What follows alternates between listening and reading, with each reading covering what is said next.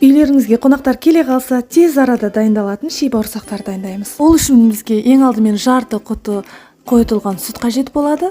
1 жұмыртқа, жарты қасық ас содасы.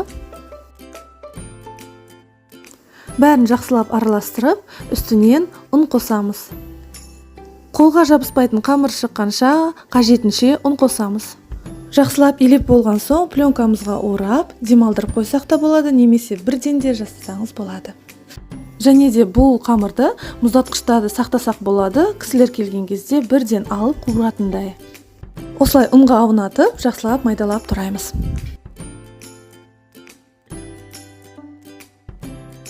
Майымыз қызған соң жақсылап қуырамыз. Күйіп кетпеу үшін жиі араластырып тұру қажет. Осындай әдемі әрі дәмді болып шығады. Жасап көріңіздер.